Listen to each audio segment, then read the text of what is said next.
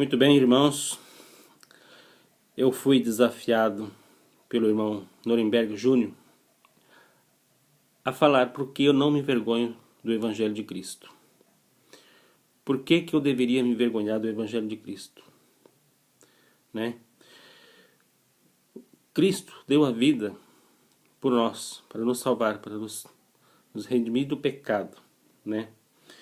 Então por que que eu haveria de negar a Cristo, se Ele próprio não nos negou? Eu queria ler uma parte da Bíblia em 1 Timóteo, no capítulo 2, do versículo 1 ao 7.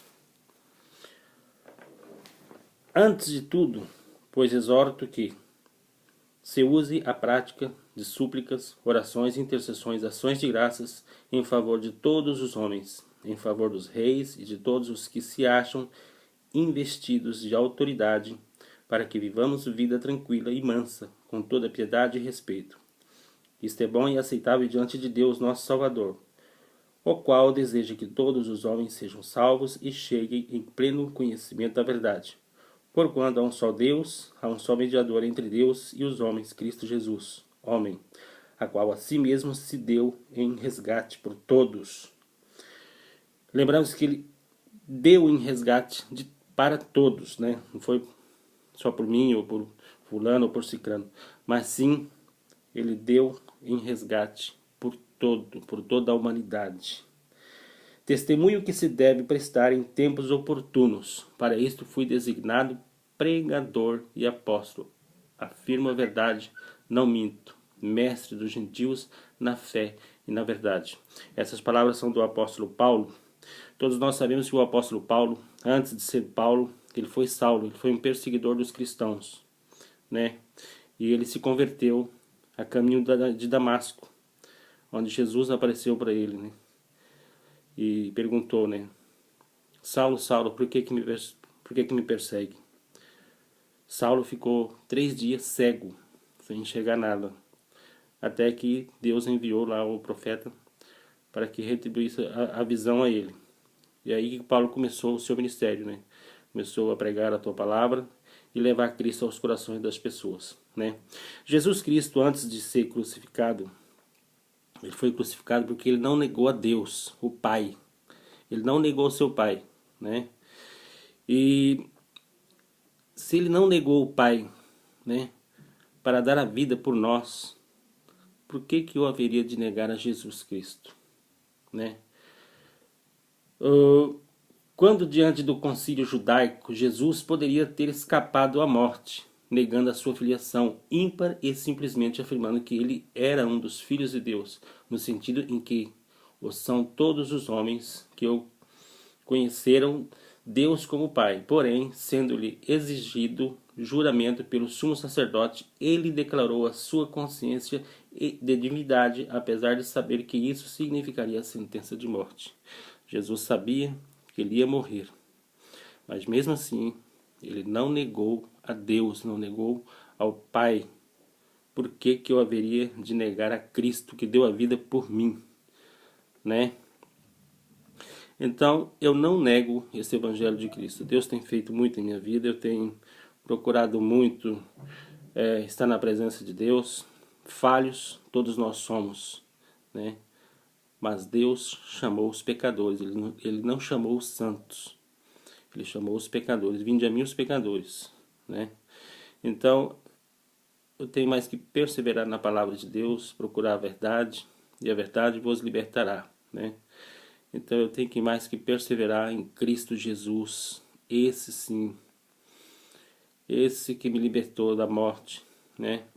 Então eu declaro Cristo o Salvador da minha vida, declaro Cristo, né?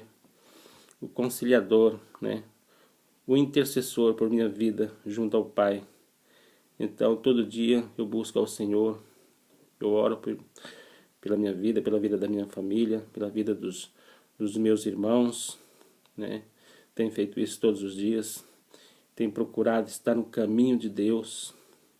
É um caminho difícil, é um caminho estreito, né? Muito estreito, Temos que ter muita perseverança, temos que perseverar, né? Eu deixaria aqui mais um versículo da Bíblia, onde tem aqui Timóteo 1,17, onde diz: toda boa dádiva e todo dom perfeito vem do alto, descendo do Pai, que não muda, né?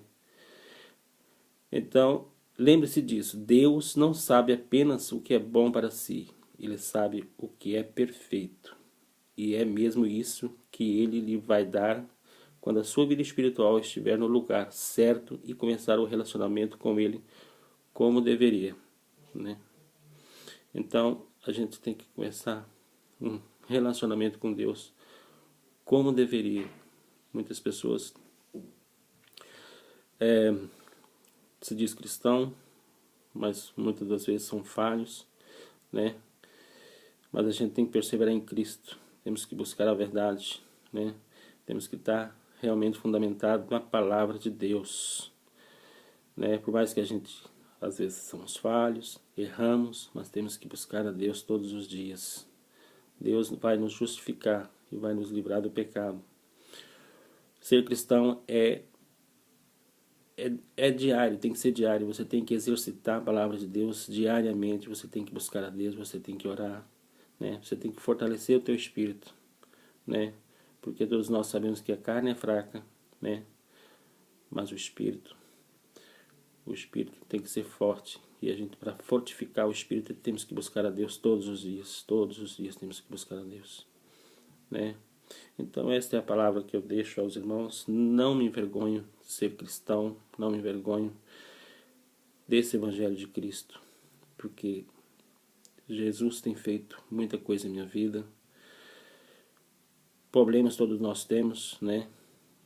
Mas a palavra de Deus diz: no mundo passará por aflições, mas eu venci o mundo, né?